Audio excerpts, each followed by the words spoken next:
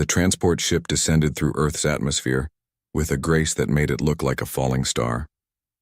Inside the main cabin, Princess Zaraheth pressed her face against the window, watching the blue planet grow larger with each passing second.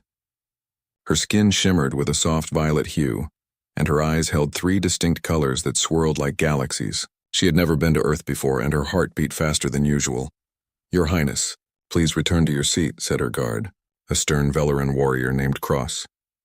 "We will land in 5 minutes." Zaraheth nodded and sat down, smoothing her formal robes. She was 24 years old by human standards, though her people measured time differently. This trip to Earth was supposed to strengthen the bonds between humanity and the Valoran Empire. Her father, Emperor Theron, had chosen her personally for this mission. He trusted her to represent their people with dignity and wisdom. The ship landed at the lunar colony first, a massive settlement built into the gray surface of Earth's moon. Zaraheth stepped out into the docking bay, surrounded by her guards and attendants. A group of humans waited to greet her, all dressed in formal uniforms. Among them stood a young man with sandy brown hair and bright green eyes. He wore a simple engineer's jumpsuit which seemed out of place among all the formal clothing. "Welcome, Princess Zaraheth," said Commander Helen Brooks, the leader of the lunar colony. She was a tall woman with short black hair and a warm smile. "We are honored to have you here. This is our engineering team. They will be working with your scientists on the fusion drive project." The young man in the jumpsuit stepped forward and extended his hand. "Jake Morrison, Your Highness. I'm the lead engineer on the human side of the project." Zaraheth looked at his hand, then carefully took it. Humans had this strange custom of shaking hands, which her tutors had taught her about. Jake's hand was warm and rough with calluses. His smile was genuine, not the fake political smile she saw so often at court. "It is nice to meet you, Engineer Morrison," she said in careful English. She had studied the language for months, but speaking it still felt awkward on her tongue. "Just Jake is fine," he said with a grin. "We don't stand much on ceremony out here in the engineering bays." Cross stepped forward, his hand moving to his weapon. "You will address the princess with proper respect, human." Jake's smile faded and he stepped back. Zaraheth felt a flash of annoyance at her guard. "It is acceptable," she said firmly. "I wish to learn human customs. If Engineer Morrison says this is normal, then I will accept it." Over the next few weeks, Zaraheth spent most of her time in the engineering laboratories. The fusion drive project was ambitious, attempting to combine Valoran energy manipulation technology with human mechanical engineering. Jake was always there, explaining things in simple terms, showing her how the systems worked. He never talked down to her or treated her like she was fragile. He simply treated her like another engineer, another person who wanted to understand. One night, Zaraheth found herself unable to sleep. The lunar colony never truly rested, and she wandered the corridors until she found herself at the observation deck. Jake was there, sitting alone and staring out at Earth. "Can't sleep either?" he asked without turning around. "How did you know it was me?" Zaraheth asked, sitting down beside him.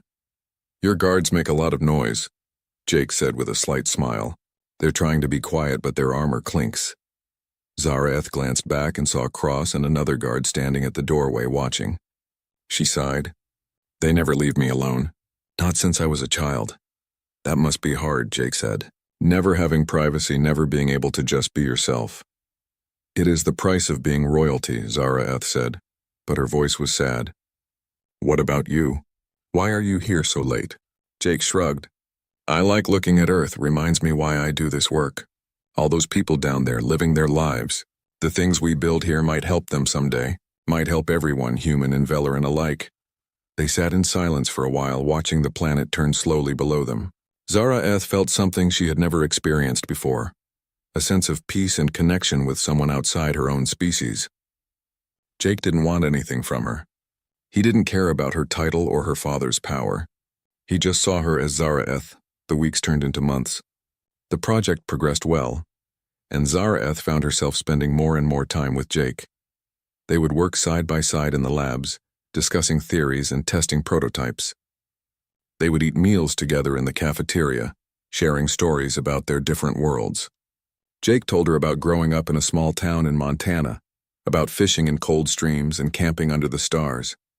Zaraheth told him about the crystal palaces of her homeworld, about the singing forests and the twin moons that danced in the sky. Commander Helen Brooks noticed the friendship growing between them. She mentioned it to Zareth one day, her tone careful and diplomatic. "You and Jake seem to have become close," she said. "He is a good person," Zareth replied. "He helps me understand humanity better." Helen nodded slowly. "Just be careful, Your Highness.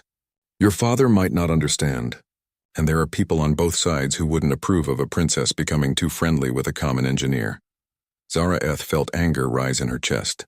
"Jake is not common. He is brilliant and kind. His worth is not measured by his birth." "I agree," Helen said gently, "but not everyone thinks the way we do." The warning came too late. Zareth had already fallen in love with Jake Morrison, though she hadn't admitted it to herself yet. Jake felt the same way, though he tried to hide it. He knew that a relationship between them was impossible. She was a princess, daughter of an emperor who ruled 1,000 worlds. He was just a human engineer who had gotten lucky in his career. Everything changed on a cold morning when a priority message arrived from the Valoran Empire. Emperor Theron was recalling his daughter immediately. There was a political crisis at home, and he needed all members of the royal family present. Zareth had one day to prepare for departure. She found Jake in the main engineering bay, working on the fusion core. When he saw her face, he put down his tools. "What's wrong?" "I have to leave," Zareth said, and her voice cracked. "Tomorrow. My father has recalled me." Jake stood there covered in grease and metal shavings, and his face went pale. "When will you come back?" "I don't know. Maybe never. When there are political problems, they can last for years. My father will want me to marry someone from another noble house to strengthen alliances." Tears began to fall from her eyes, a shimmering violet color that matched her skin. "Jake, I don't want to go. I don't want to leave you." Jake looked around the bay. They were alone for once, her guards waiting outside. He took her hands in his. "Then don't go. Stay here with me." "I can't," Zareth whispered. "My duty, my family, my people." "What about what you want?" Jake asked. "What about your happiness?" "Zara, I love you. I've loved you for months. I know it's crazy. I know it's impossible, but I don't care about any of that. I just know that losing you would break something inside me." Zareth looked into his green eyes and saw her own feelings reflected back at her. "I love you too," she said. "But what can we do? Our worlds would never accept us together." Jake was quiet for a long moment. Then he said something that would change both their lives forever. "There are places in the galaxy where no one from Earth or the Valoran Empire ever goes. Neutral zones, unexplored systems. We could disappear. Just vanish. They would search for a while, but eventually they would give up." "You're talking about running away," Zareth said, shocked. "Abandoning everything." "I'm talking about choosing each other over everything else," Jake corrected. "I'm talking about being free. Zara, in 12 hours you're going to get on that ship and leave, and I'm never going to see you again.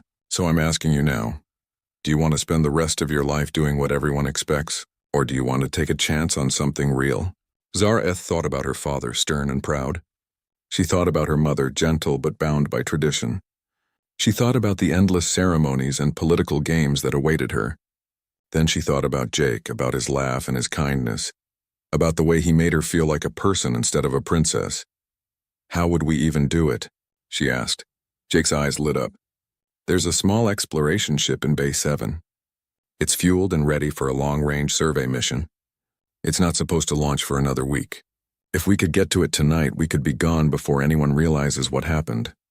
"This is insane," Zareth said, but she was smiling through her tears. "Completely insane," Jake agreed.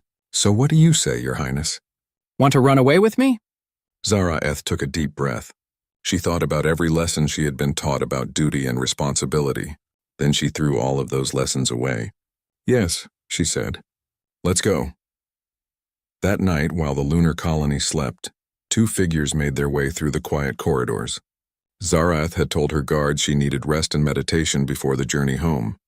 Jake had signed out for personal time.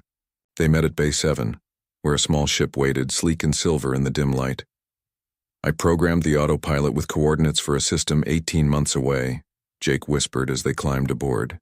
"Once we're there, we can decide what to do next." "No turning back?" Zareth asked.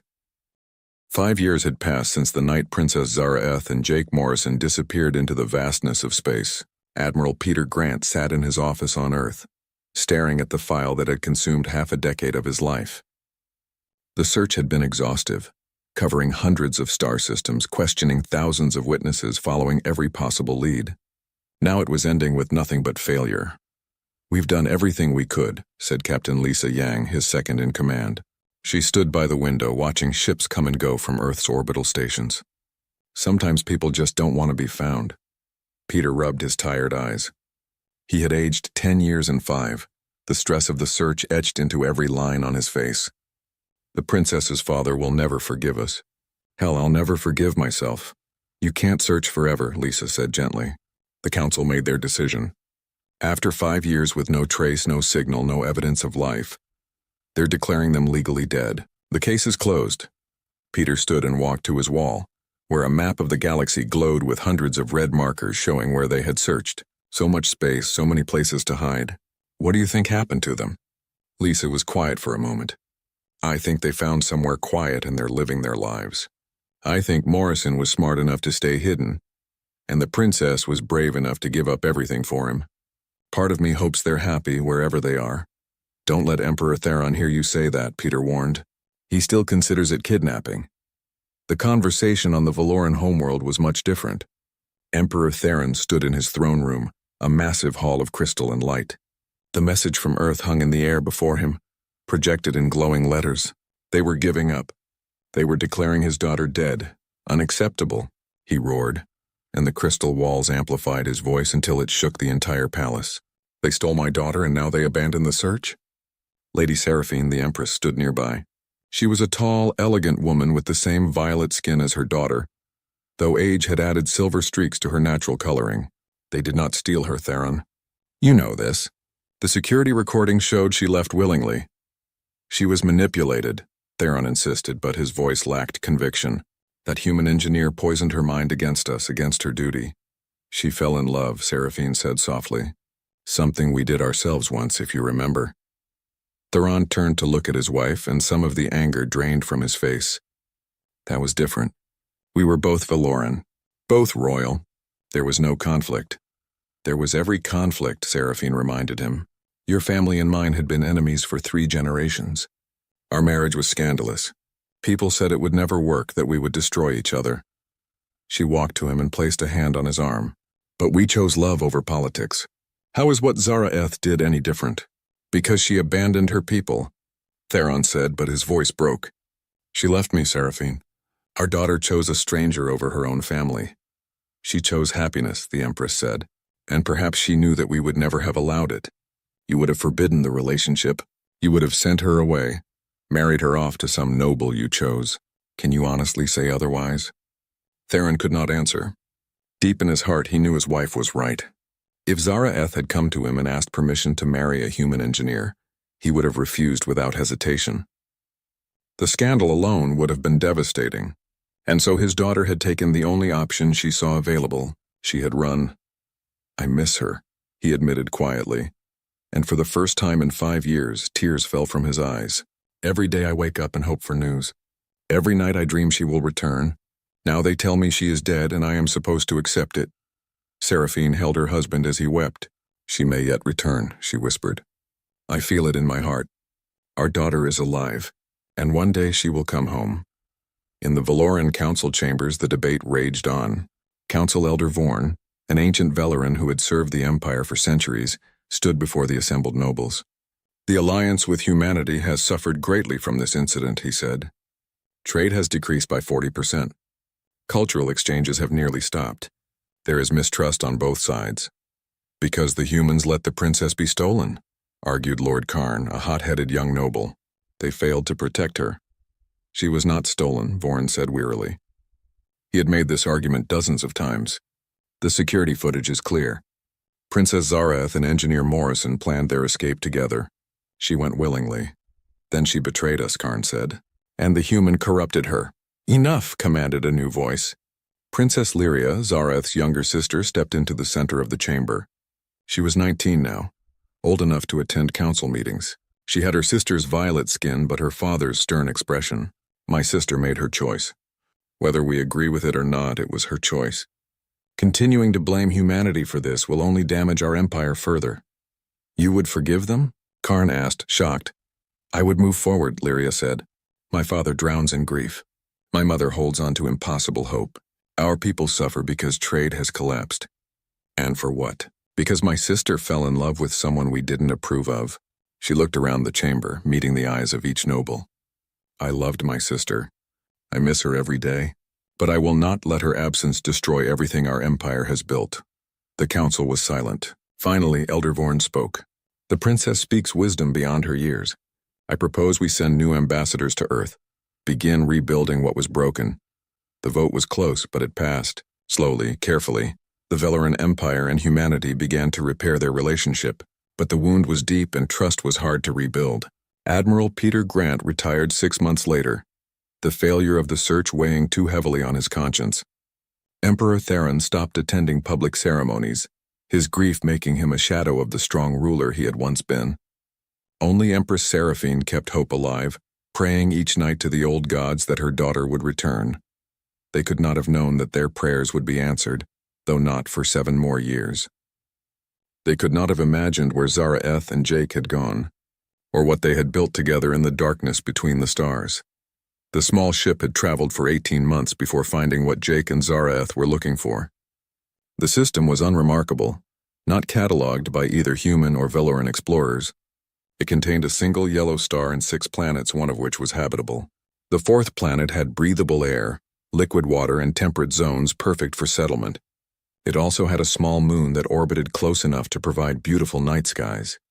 Jake and Zara-Eth landed their ship on that moon and began to build a life. The moon had been terraformed long ago by some ancient civilization, then abandoned. There were ruins scattered across the surface, buildings of strange design that had crumbled with age. But there was also soil and water, plants and small animals. It was a world waiting for someone to call it home. We can grow food here, Jake said, examining the soil. The ship has equipment for basic farming, and there's a freshwater spring just beyond those trees. Zara-Eth looked around at the alien landscape, so different from either Earth or her homeworld. It's beautiful, she said softly, and it's ours. No guards, no protocols, no one to answer to but each other. They worked hard those first few years, turning the ruins of an ancient building into a home.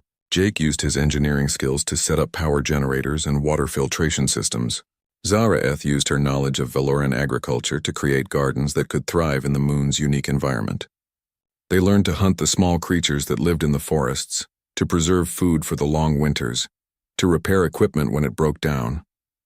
It was a hard life, but it was theirs. They woke each morning to the sound of wind through alien trees. They spent their days working side by side, building and creating. And each night they would sit together and watch the massive planet they orbited rise over the horizon, painting the sky in shades of blue and green. 2 years after they arrived, Zara-Eth discovered she was pregnant. The news terrified them both.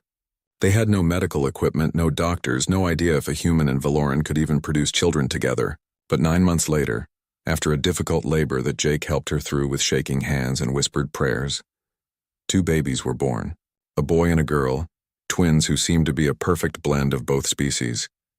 The boy had Jake's green eyes but Zara-Eth's violet-tinted skin. The girl had Zara-Eth's 3-colored eyes but Jake's sandy brown hair. They were beautiful and strange, unique in all the galaxy. Jake and Zara-Eth named them Lucas and Maya. 5 more years passed on the quiet moon. Lucas and Maya grew quickly, showing signs of both human and Velaran traits. They were strong like Velaran children but curious like human ones. They learned to speak both languages, to understand both cultures through the stories their parents told. Jake taught them about Earth, about mountains and oceans, cities and technology. Zara-Eth taught them about the Velaran Empire, about crystal palaces and singing forests, about honor and duty. But as the children grew, they began to ask questions their parents struggled to answer. Why do we live here alone? Maya asked one day. The journey through space gave Jake and Zara-Eth time to think about what they were doing. The ship was small but comfortable, and they had made it a temporary home for the children. Lucas spent hours in the cockpit with Jake, learning how the navigation systems worked and asking endless questions about engineering. Maya stayed close to her mother, Sensing Zaraeth's anxiety and trying to comfort her in her own quiet way, "Tell me about grandmother again," Maya said one evening as they prepared dinner in the ship's tiny galley. She was 7 years old, small and delicate like her mother, but with a strength in her eyes that came from Jake's side. Zaraeth smiled, though it was tinged with sadness. "Your grandmother is the kindest person I have ever known. She has a voice like music, and when she laughs, everyone around her cannot help but smile. She used to sing to me when I was little, old songs from before the Empire was even founded. Do you think she will like us?" Maya asked, and there was worry in her young voice. Zaraeth knelt down and took her daughter's face in her hands. "She will love you," she said firmly. "Both of you." "How could she not? You are smart and kind and beautiful. You are everything good about both our peoples. But what about grandfather?" Lucas called from the cockpit. He had been listening even while working with Jake. "Father says he was very angry when you left." Jake appeared in the doorway, his expression serious. "Your grandfather is a proud man," he said carefully. "He's used to people doing what he says. When your mother chose to come with me, it hurt him. Not just because she left, but because she chose something he didn't approve of. That's not fair," Lucas said, crossing his arms. The gesture was so much like his father that Zaraeth had to smile despite herself. "Mother should be able to choose who she loves." "You're right," Jake agreed. "But fairness and reality don't always match up, buddy. Sometimes people hold on to anger even when they shouldn't. We don't know what kind of reception we're going to get." "Then why are we going?" Maya asked, frightened now. Zaraeth gathered both children close. "Because family is important. Because your grandmother asked us to come and she is dying. Because no matter how scared I am, I need to see my mother one more time. And because both of you deserve to know where you came from, to understand both halves of your heritage." "Even if it's dangerous?" Lucas asked. "Even then," Zaraeth confirmed. "Some things are worth the risk." The days turned into weeks as they traveled. The ship's supplies held up well, and Jake kept everything running smoothly. But as they drew closer to Velaran space, the tension grew. Zaraeth slept poorly, tossing and turning with nightmares about her father's anger. Jake spent extra time checking and rechecking the ship's systems, nervous energy needing an outlet. They crossed into Valoran territory after 43 days of travel. Almost immediately, the ship's communication system lit up with incoming hails. A patrol vessel had detected them and was demanding identification. "This is Private Vessel Aurora, requesting permission to proceed to the homeworld," Jake said into the communicator, his voice steady despite his racing heart.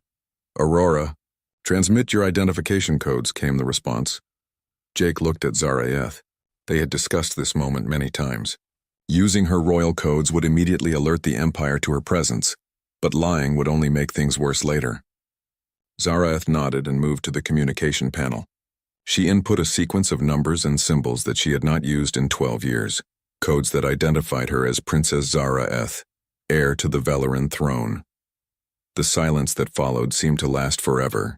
Then the voice returned, now shocked and uncertain. "Aurora, please hold position. Do not, I repeat, do not attempt to proceed. An escort is being dispatched." "They're not letting us through," Lucas said, fear creeping into his voice.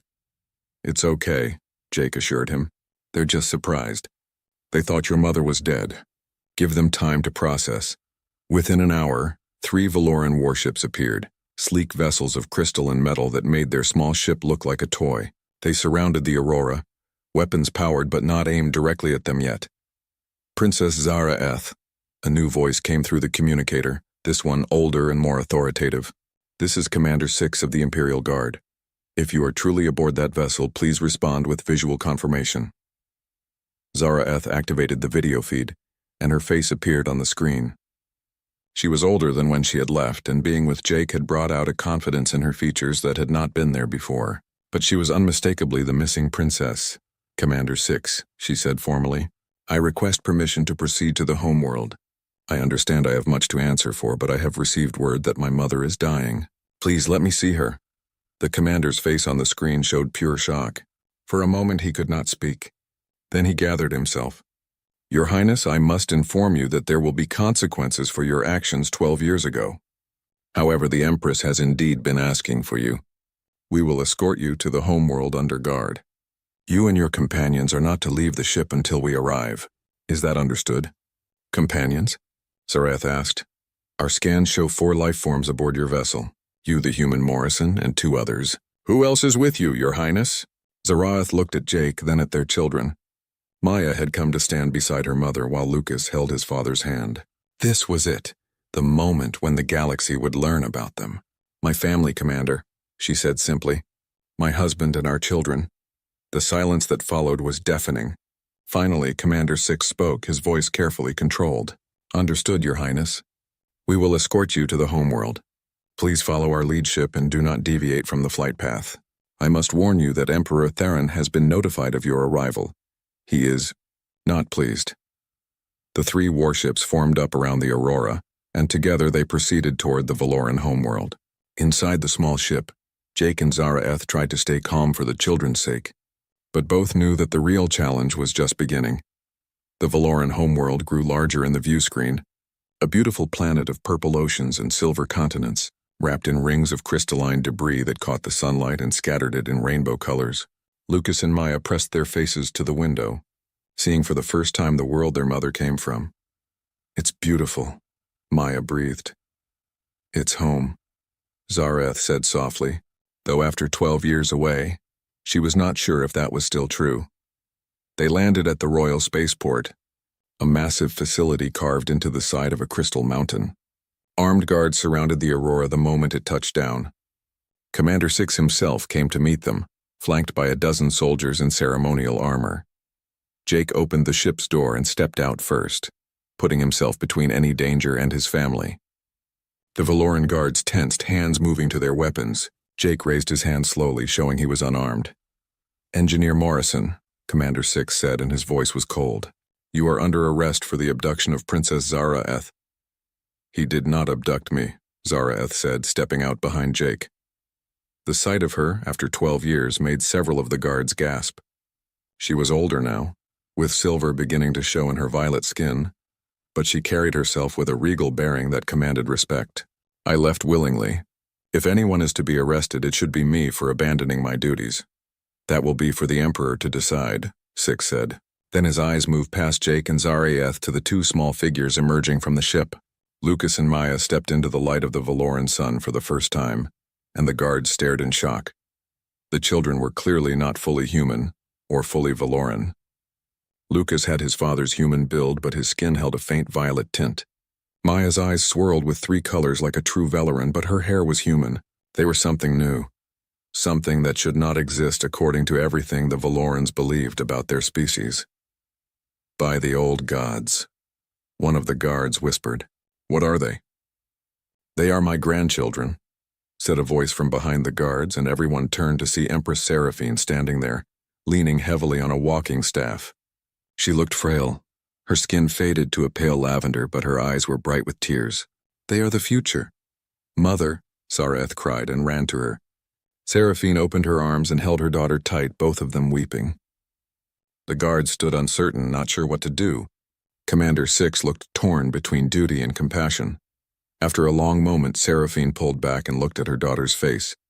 Let me see them, she said. Let me see my grandchildren. Lucas and Maya approached hesitantly, intimidated by all the soldiers and the grand surroundings. But when Seraphine knelt down, ignoring the pain it caused her, and opened her arms to them, they went to her without fear. She hugged them both, laughing and crying at the same time. You are beautiful, she told them. Both of you. What are your names? I'm Lucas, the boy said. And this is my sister Maya. Lucas and Maya, Seraphine repeated, tasting the human names. I am your grandmother. I have waited so long to meet you. She looked up at Jake, who had been standing back, uncertain of his welcome. And you are the man who stole my daughter's heart? Yes, ma'am, Jake said simply. I'm sorry for the pain we caused, but I love Zaraeth. I have from the first moment I met her. Emperor Theron stood alone in his private chamber, staring at the report in his hands. The words seemed impossible, yet they were confirmed by multiple sources. His daughter had returned. Not just returned, but brought with her the human who had taken her away and 2 children. Children who were half human, half Valoran, an abomination by the standards of the old laws. He threw the report across the room and it scattered into glowing fragments that faded in the air. 12 years. 12 years of grief and anger, of wondering if she was alive or dead. of hoping and dreading in equal measure.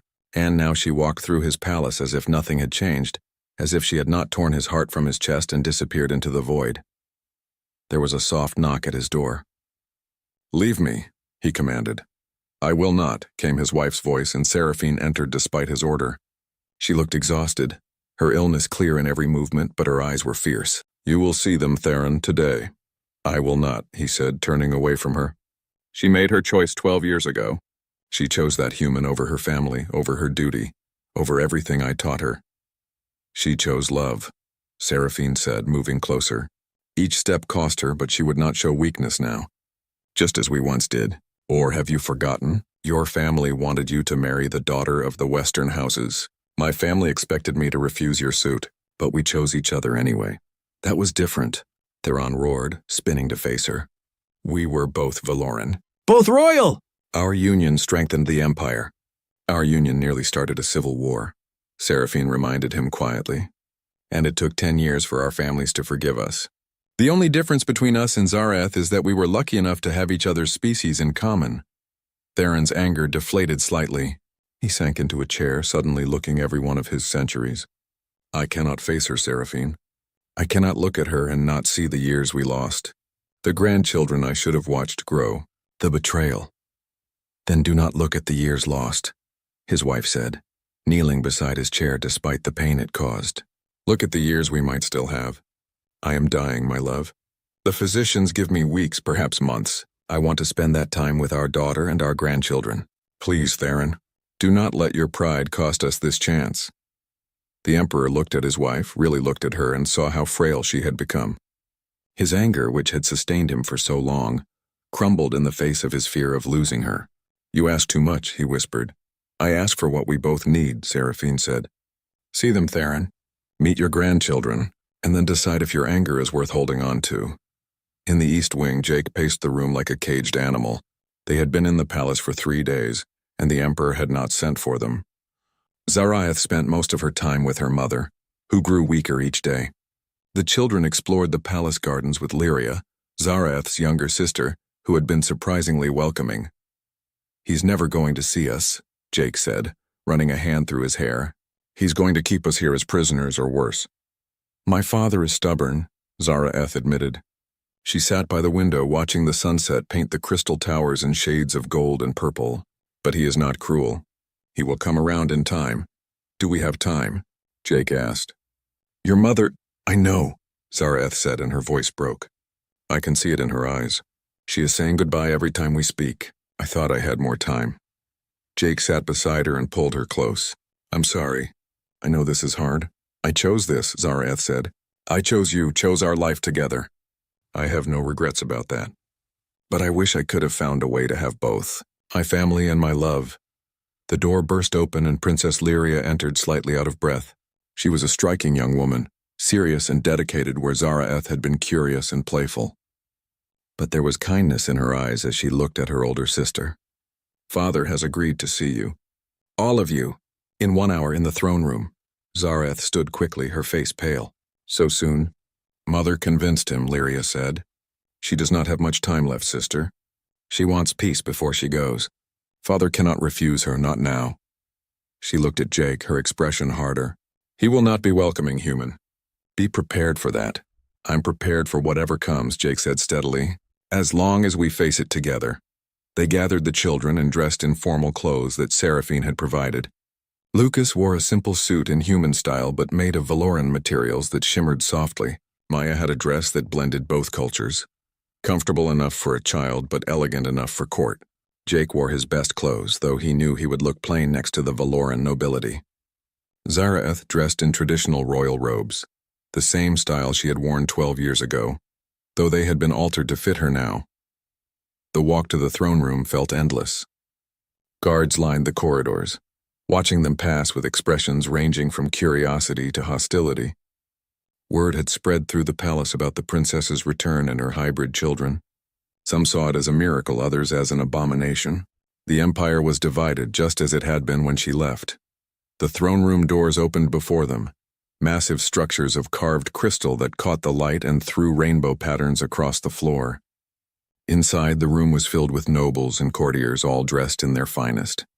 They fell silent as Zaraeth and her family entered. At the far end of the room, on a throne of light and crystal, sat Emperor Theron. He looked older than Zaraeth remembered. His skin faded to a dull purple, his eyes tired. But when he saw her, something flickered in those eyes. Pain, anger, and perhaps, buried deep, relief. Beside his throne, in a chair that had been brought specially for her, sat Empress Seraphine. She smiled at her daughter, encouraging her forward. Zaraeth walked down the center of the room, Jake and the children following. The nobles whispered and pointed, especially at Lucas and Maya. The children held hands, trying to be brave despite the hundreds of eyes watching them. When they reached the throne, Zaraeth knelt in the formal bow of respect. "Father," she said, her voice carrying in the silent room, "I have returned." "So I see," Theron said, and his voice was cold. "After 12 years, my daughter decides to remember she has a family." "I never forgot," Zaraeth said, still kneeling. "Not for a single day." "Yet you stayed away," Theron said. "You ran from your duty, from your people, from me. You chose this human over everything." Jake stepped forward and the guards tensed.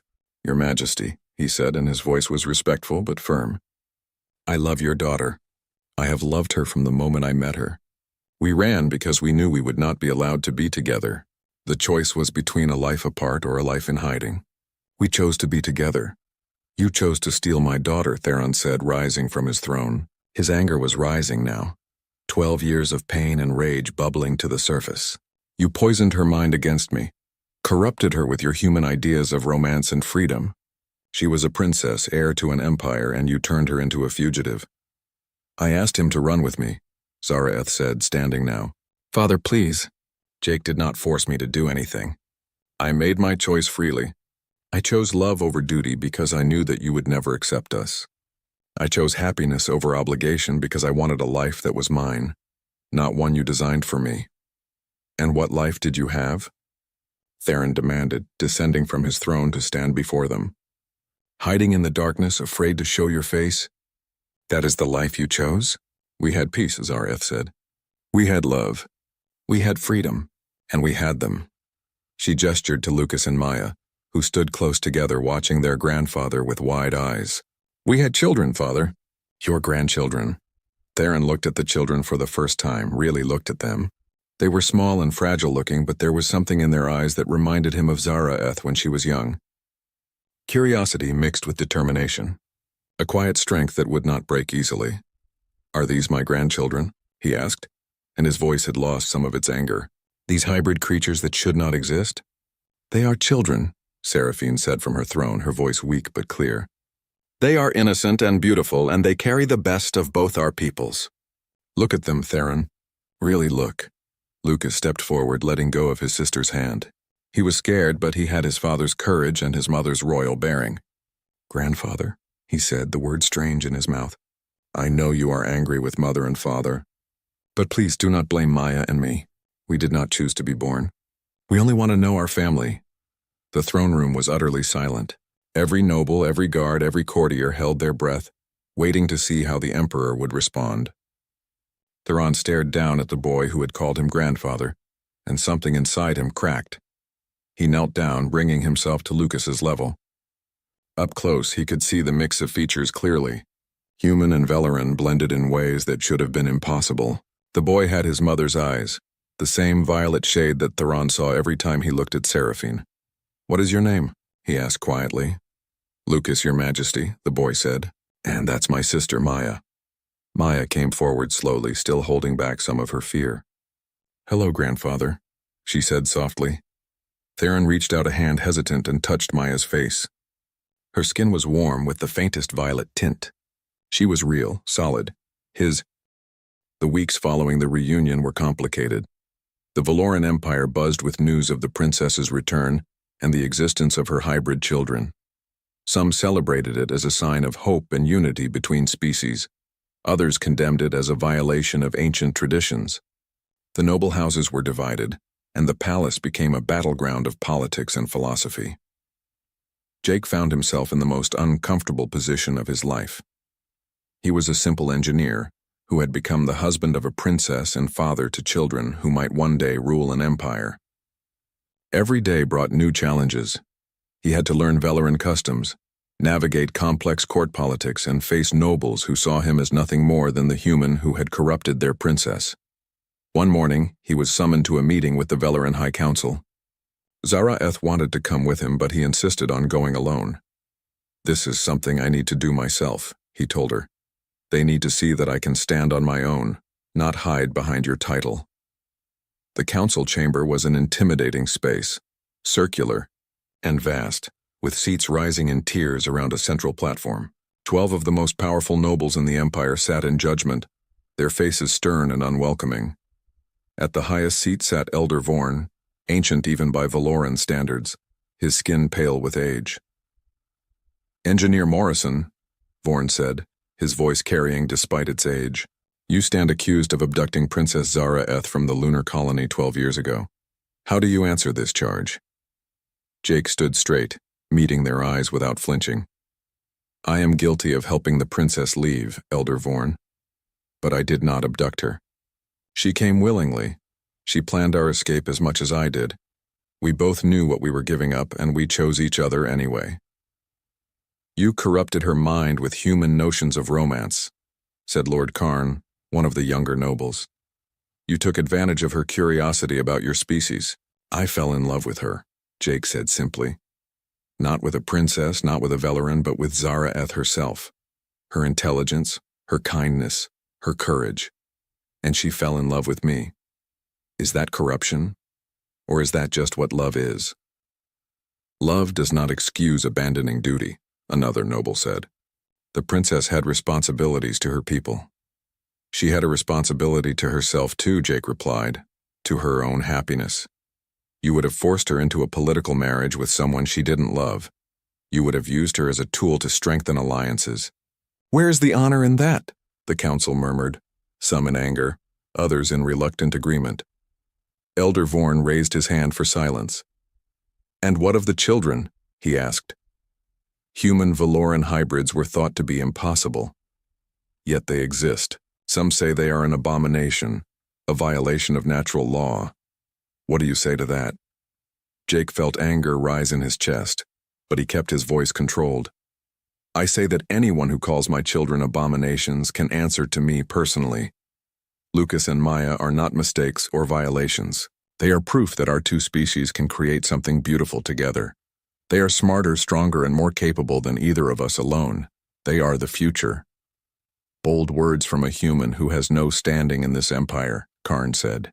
"I have standing as the father of those children and the husband of your princess," Jake shot back. "I may not have a title or noble blood, but I have something more important. I have proven my worth through actions, not inherited privilege. I helped build the fusion drives that power half your fleet.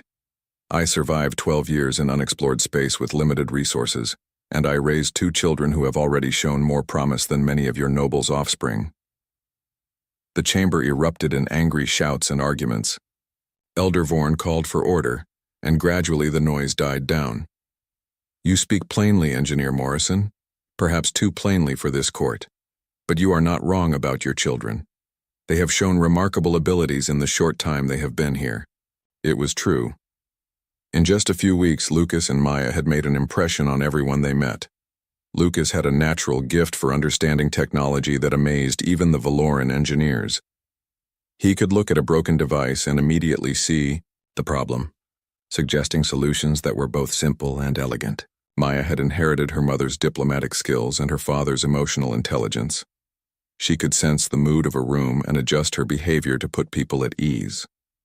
She had already charmed several of the most conservative nobles, simply by being genuinely interested in their stories and traditions. The discussion in the council chamber continued for hours. Jake answered their questions as honestly as he could, never backing down or apologizing for loving Zara'eth. Finally, Elder Vorn called for a vote on whether Jake should be punished for his role in the princess's disappearance. The vote was close. 7 nobles voted for punishment. 5 voted for forgiveness. But Elder Vorn had the deciding vote as head of the council. He sat in silence for a long moment, studying Jake's face. I vote for forgiveness, he said finally. Not because what you did was right by our laws, but because the princess clearly chose freely. And because your children represent something we cannot ignore. Whether we like it or not, human-Valoran relations are more important than ever. These children could be the bridge between our peoples. Punishing their father would serve no purpose except revenge. The decision was made. Jake was free, though the vote made it clear that he had many enemies among the nobility. As he left the council chamber, he found Zara'eth waiting outside, pacing nervously. When she saw him, she ran and threw her arms around him. I was so worried, she said. Some of those nobles would have you executed if they could. I know, Jake said, holding her close. But we survived. That's what matters. Meanwhile, Lucas and Maya were having their own adventures in the palace. Princess Lyria had taken it upon herself to teach them about Valoran culture and history. She was strict but fair, and the children quickly came to adore their aunt. One afternoon, while touring the palace power distribution center, Lucas noticed something unusual. Aunt Lyria, he said, pointing to a control panel. That regulator is working too hard. See how it's vibrating?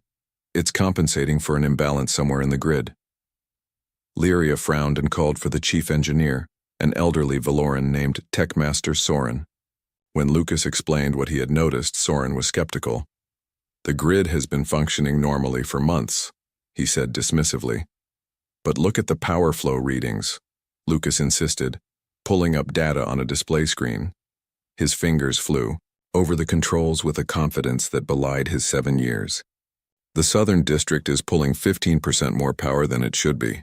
That's straining the whole system. Soren examined the data, his skepticism turning to surprise. The boy is right, he admitted. There must be a leak somewhere in the southern grid. We have been so focused on output that we missed the efficiency loss. He looked at Lucas with new respect. How did you see that so quickly? Lucas shrugged. My father taught me to look at systems as a whole, not just individual parts. If one piece is working harder than it should, there's always a reason. Within days, Lucas had helped identify and fix a major flaw in the palace power grid that had been slowly degrading for over a year. The story spread quickly, and soon nobles who had dismissed the hybrid children as curiosities began to see their potential value. Maya's breakthrough came in a different way.